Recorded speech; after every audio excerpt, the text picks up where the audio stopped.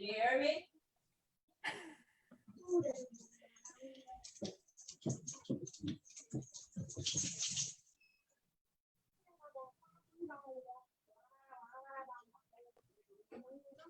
Good evening. I'm State Senator Jamie Eldridge, and welcome to another edition of Uplifting Voices. It's a series of interviews I've had with Black community leaders from across Massachusetts. And I'm so happy and honored to have Dr. Eve Solomon Fernandez, president of Greenfield Community College. So thank you so much, Dr. Solomon Fernandez, or as I always call you, Eve. It's my pleasure to be here. I'm so delighted to be with you, Jamie. Yeah, it's nice to see you on the screen, if not in person. Yes, that's the way things are right now. So we've known each other for many years. You've been at Greenfield Community College for 2 years. Has it been 2 years? Yes, it's been 2 years. Yes, next month I celebrate my 2-year anniversary. I'm excited. Oh, that's excellent. That's excellent. Well, thank you so much for coming on. And how are things going at Greenfield Community College? And also, if you could talk to us a little bit about Greenfield Community College. I obviously have a Metro West district and sometimes not as familiar with the college in Western Mass. So I'd love to hear about it. Wonderful. Well, I'm happy to tell people that we are in that space in between Worcester and the Berkshires. I know no one thinks that there's anything that happens beyond Worcester, but outside of the 495 belt, we are very vibrant. And as I like to say, Franklin County, which is the home county to Greenfield Community College, although we serve students across the Pioneer Valley, is the recreation capital of the state. So everything you want to do, from zip lining, mountain coasting, kayaking, whitewater rafting, skiing, you name it, canoeing, whatever you're into, fruits, bike rides, we do it here. So it's a beautiful, beautiful place to be. And having been out there a couple of times, I know that the GCC is really strong around arts and innovation. Is that correct? Absolutely. We are a very vibrant college, and the arts and the humanities are core to who we are. We're very innovative, very entrepreneurial, and that's what you get to be at a rural community college. You have to roll up your sleeves and get it done, and people have a lot of grit and value education. So it's nice to be one of the anchor institutions here in the Pioneer Valley, and certainly in the Upper Pioneer Valley. That's great. And of course, we first got to know each other during a number of leadership positions you had at Mass Bay Community College, and then you left us. You went down to New Jersey to be president of another community college. We're so glad you're back. And you and I have talked about this many times, but given sort of where we are in our country now, given national protests that I think have really brought forward racial justice issues, how are you seeing sort of putting a greater focus on race on your campus, obviously as a Black woman and someone who's championed diversity throughout your career? Yeah, so we are living in a very special and I believe transformative moment of time right now in our country. And we're seeing that across the country, people are saying we need to have more justice, more equity, and certainly in higher education, we have a core mission to support opportunities for folks. And we certainly want to reach equitable outcomes, which is impossible to reach these outcomes without having equitable access to opportunities. So at Greenfield Community College, I would say, because we are rural, we tend to have fewer resources than more urban or suburban centers. The median household income in Franklin County, for instance, is the lowest in the state. And currently we are experiencing the highest level of unemployment in the state. So when you think about that, and you think about the fact that we serve mostly underprivileged, low socioeconomic status students in general, as do all the community colleges across the state and across our segment, our community college segment. We also know that we serve the most diverse students. So students who are of color, the students who are low income, the ones who are the first in their families to go to college, the ones who have experienced hardships in the past, those are the ones that come to us. And I would say at GCC, Greenfield Community College, we're very conscientious about that fact. And we've always been very focused on our most disadvantaged students. But with all that's been happening across the country, what we are seeing is our faculty, our staff, as well as our students who are coming up and holding us accountable for some disparate performances, and also saying, I want to do better. So I think in this moment in time, it's important, and I honor the fact that many of my colleagues are asking, what role do I play in this, and what can I do to make things better? What is within my realm of control, my realm of influence, and how can we help all of our students, especially the ones who have been historically underserved and underprivileged, make progress forward in their lives. So I'm very proud of our campus and the work that my colleagues and I are doing. And as one of the few Black college presidents in Massachusetts, I mean, what is your sort of advice for, white community leaders, for, white elected officials? What, how can sort of we be more supportive? What should we be doing in through your experiences? I appreciate that question. I think, yes, we need to look at race is a factor. As you may know, Jamie, I serve on the American Council on Education's Women's Network, and they did a study a couple of years ago that looked at what the makeup of the presidency is. And increasingly what we see is that fewer women presidents, and of course, fewer people of color, and you're much more likely to get diversity in the community college segment as opposed to anywhere else. So what I would say to legislators or whomever your audience may be is I think it goes back to what I said before about what I saw from my colleagues. What I see that is very powerful is them saying, where does my personal responsibility lie, and what do I do within the classroom and outside of the classroom that could perpetuate inequalities or advance equality. So I would say that one of the things that we know is, our funding formula. As a legislator, I would urge you to look at it to say, is this equitable? And in this moment in time that we are living in, what do I, Jamie Eldridge, want my legacy to be? And is it one that will perpetuate inequities, or is it one that will start to dismantle the historical inequities that we have seen? And I think the fact that we're now in the middle of a global pandemic, we have seen that in this country, the people who are most adversely impacted are people of color, women, and people over 50. And when you couple that with the economic downturn that we're currently experiencing, and that may continue through the next couple of years, we really have to say, what are the institutions that are able to help us get out of this? And when you look at that in higher education, it really is the community colleges. We serve the folks who don't have the credentials. We serve the folks who are most economically, socially, racially, environmentally disadvantaged. And at the same time, we are also the ones who do the workforce development work for people who are unemployed.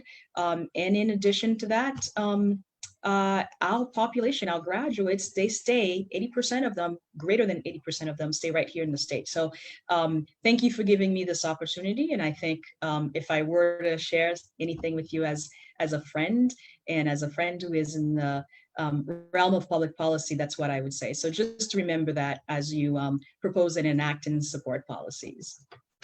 Yeah, I think that's a really good point, because, I've been having a lot of conversations with activists, protesters involved with, Black Lives Matter, police reform, racial justice, and often there comes to be a request for, more resources for mental health support, for social workers, job training, and making the point that, well, that requires investment. That can be discussion about, revenue, but it's not just about sort of changing, say, police reform, but actually diverting the resources really help invest in people that, have various challenges in their lives. Exactly. And I could say, when you look at where you can make the most transformative change, higher education is where you do that.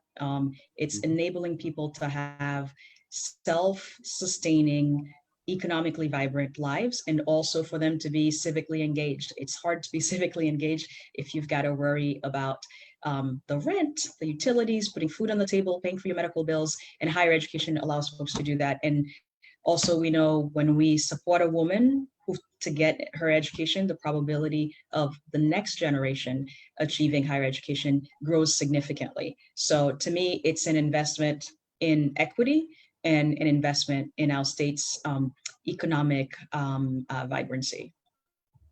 Absolutely. And I was on a call earlier today with a group of dreamers. So young immigrants that thankfully, due to the Supreme Court, are going to remain here as DACA recipients.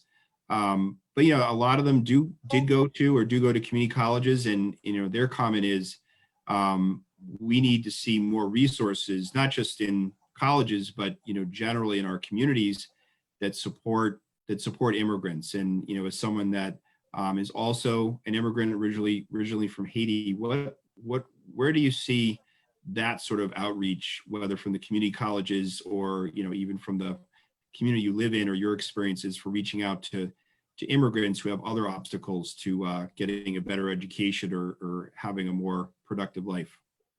Absolutely. And Jamie, we've been friends for a long time. And you know that I was one of those DACA students before DACA was even a thing.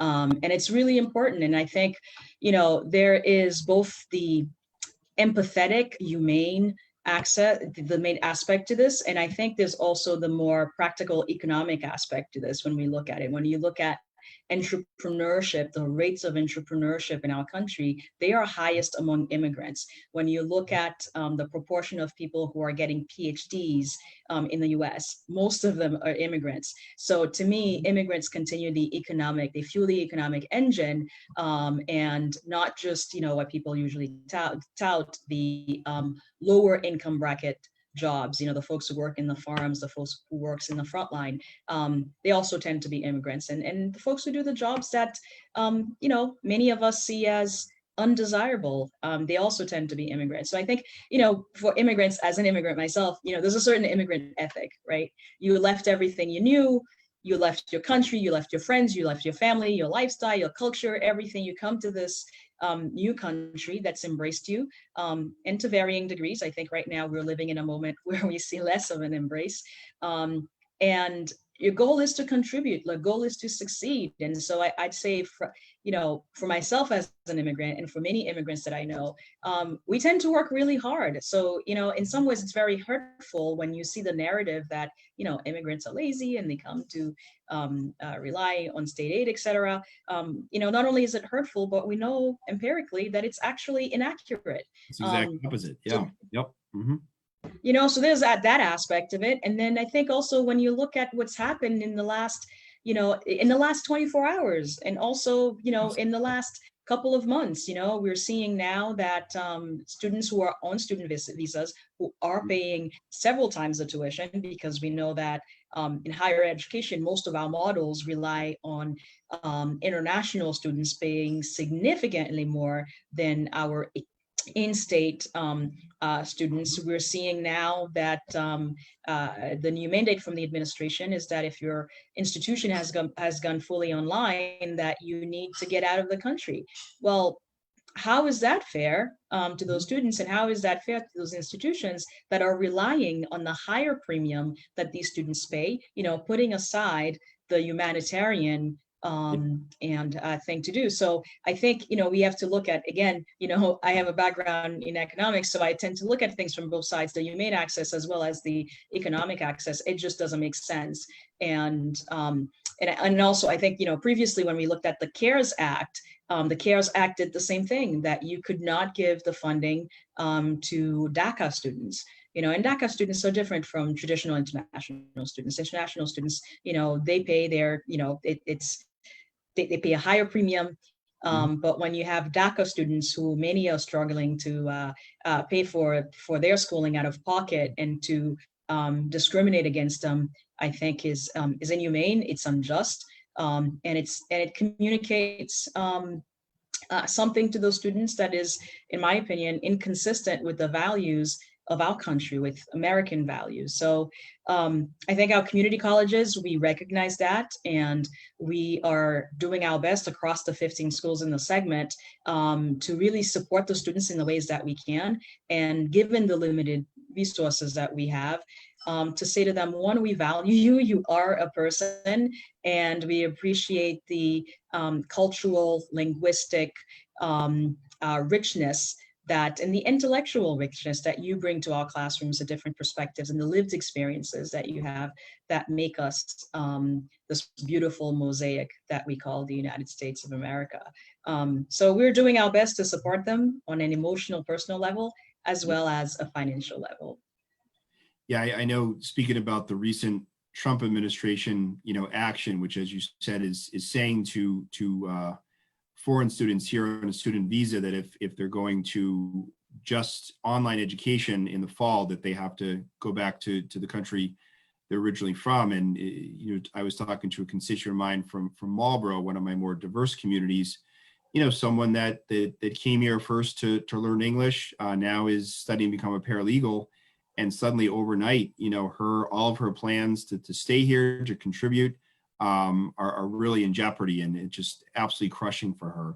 I know that since the decision was announced, Attorney General Healy has announced she's suing. I think some of the private universities, I think Harvard and MIT, are suing.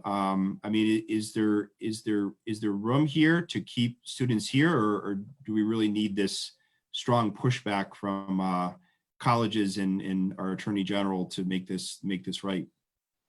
We need the support. We need the support on so many levels. And as I said before, when you look at the economic contribution, when you look at the patents in this country, immigrant students have added significantly to the patents. And so when I think about who we are as a country, the United States of America has always done a great job at poaching the best brains, the best minds across the world to really come and achieve new discoveries in science and technology and the humanities. And so I think that's putting us several steps behind at a time when we also know internationally in the K-12 realm, when you look at PISA, when you look at some of the other international educational assessments, our country has fallen behind consistently. So you think about short-term and long-term, what implications does that have for us remaining a global superpower, if you're into that, or at least remaining a very vibrant and desirable country? So I think, it has significant implications. So I do appreciate the efforts of the Attorney General, the efforts of my colleagues in the private sector, Harvard and MIT, that have the ability to respond very quickly to say this is unfair. And more locally, I will also say, today I heard from the president of Hampshire College, Ed Wimbacher, who emailed me and said, Eve, if there's anything we can do for your students, please let us know. So I think there is a sense of solidarity. And I know also that my colleague, Swami over at UMass, also put out some statements that we all recognize the contributions, and and coincidentally, both Swami and I are immigrants, that say to students, you matter, and the work that you're doing is important, and we are a country of immigrants. That's who we are as the U.S. So yeah, we appreciate all the efforts from everyone who can help. Absolutely, and obviously a lot of this is coming in reaction to COVID-19, and I'm just wondering, as the president of a community college, what has it been like to adjust to that? What are things going to be like in the fall, and also how has it impacted the sort of regional and local economies? Because so many of your students, are, as you said, are staying in Massachusetts, probably staying in Western Mass, and are really part of strengthening the economy. So what kind of impacts are you seeing as a president? Well, it's had a devastating impact on us. And I think I shared with you that we live, my family and I, we live right in downtown Greenfield. And one of the things that we continue to see are the lines of people who go around the park waiting for food every Saturday. And when this first started, it was in the middle of winter. And we woke up and wondering, what's all the commotion? And we saw lines of cars and on the streets, on the main street, everywhere. Luckily, our local K-12 schools have been able to provide free lunch for students and their families. We have a number of community agencies that have really stepped up. We also have the Community Foundation of Western Mass and their leader, Katie Allen Zobel, who's just been just so supportive. And of course, as you know, our local delegation, our senators and our state representatives who have been just super supportive, helping us confront this crisis. And being rural, I would say that the challenges have been exacerbated here. We see so many students, even as we went online, who didn't have a computer, who didn't have a hotspot. And even though we purchased a computer and purchased computers and hotspots and Chromebooks and even science lab kits for our students, when you don't have internet in a rural area, a hotspot isn't going to do anything for you. So we found ourselves also having to buy gas cards for students. Do you have a car? And hopefully you do have a car. And can you take your car and drive to a place where you can get internet and sit in a parking lot? We even had some students who were charging their cell phones on our telephone poles. So when you look at that and you look at the fact that this crisis has had a devastating impact, but also one that I think has been exacerbated in rural areas. And Franklin County, as you may know, is the poorest county in Massachusetts. So we have people already who were struggling, and this just made things hard. So I'm very grateful. We're very grateful that our community has rallied together, and we are looking at COVID-19, but we're also looking beyond to say, how can we become a much more resilient community, and how can we work much more closely together? Because as the world is going with climate change, with this health crisis, we don't think this is the last pandemic that we're going to see. So we need to be prepared for whatever the next crisis may be. Absolutely. And I think what's been just devastating, but also on sort of a intellectual note, challenging is we have the pandemic, and state government, colleges, different institutions are figuring out how to respond. Then you have the murder by Minneapolis police of George Floyd, African-American man, and just the protests. We've seen this before, but I would say that the protests I've seen in my district, across the state, across the country, you're actually seeing policies change, whether by government, whether by institutions, even sports teams. And I'm just wondering, is there a way to envision, a more sort of positive or more inclusive society through these two, sort of devastating events, if you will, that's happened so far this year? What is your vision on that? I have to say, Jamie, I'm very hopeful. I'm very hopeful. I think what is happening across our country is extraordinary. And I think it's much needed. It's long overdue. I will also say that I want to, I personally resist this dichotomy between either you support Black Lives Matter, which means that you don't support the folks who are putting their lives in danger, who are risking their lives every day for the safety of our community. So I want to be very clear on that, the two to me are not mutually exclusive, that we can support our law enforcement folks, and at the same time also support Black Lives Matter as a movement. And as you know, I have family in law enforcement also, and in the armed forces. So I want to make that very clear.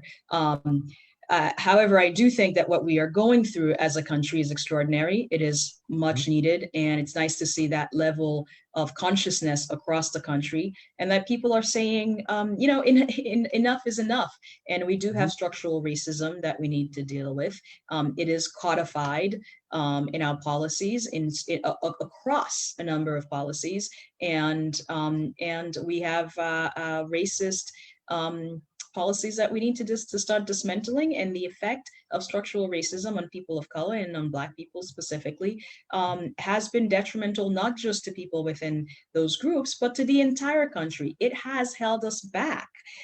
So as we couple that with the global pandemic, I think when you look at the convergence of the pandemic, the structural racism, and also the economic downturn that we're going into, I think this is where your role and the role of other legislators is very important, because we have the possibility to not create what may be the inevitable, a class of people who are under educated, and who also are stuck in this perpetual cycle of poverty. So it is up to us to do things differently, to create opportunities. You can't achieve equitable outcomes without having equitable access to opportunities. And when you look at equity, and today I had a wonderful conversation with a white male mentor of mine, much older, Boston-based, and just a wonderful human being with whom I have the opportunity to serve on a board. And he said to me, Eve, I am stepping back from my role as chair of the board because I realize it's time for us to have others who may not look like me to serve in that role. And I said to him, this is so magnanimous, and it also shows your commitment to equity. Because to achieve equity, we have to be able to give up something, right? It's not all going to magically appear. And it's for some of us to say, I'm going to step aside. I'm going to give up this so that you can have that, so that we can create a more equitable role. So a more equitable world. So, that's, to me, that's what equity is about. And I have to be honest that I love seeing that on my campus. I think higher education is the most transformative way that one can make change in the world, because that is multi-generational. Of course, that's my biased perspective. But I think it opens doors for so many things, and for people to become civically engaged, for people to be able to be self-sustaining financially, and for multiple generations to have that opportunity. So we want to give Black people and other people of color the same legacies that white people in this country have had. So I am heartened, I am encouraged, and I love seeing what you are doing. And thank you so much for advancing equity. We've always been big fans, and will remain big fans of Jamie Aldridge. Well, thanks so much. No, I really appreciate your time, your leadership. I'm just so proud of all the great work you're doing, and obviously so glad you're back in Massachusetts. And I can't believe you're coming up on your second anniversary of being president of Greenfield Community College. It's amazing. It's gone by quickly. Well, thank you, Senator. I don't think I get to call you that often enough. I was going to say, I've never heard you call me that, but thank you. Maybe once when we first met. I can't remember. That's right. Well, anyway, thank you, Jamie, and I wish you and your family the best, and give my love to everybody. Yes, your family, thanks so much. And thanks for being part of the third episode of Uplifting Voices. And great to see you, and tune in for the next episode. Have a good night. Thank you. Thank you. You too.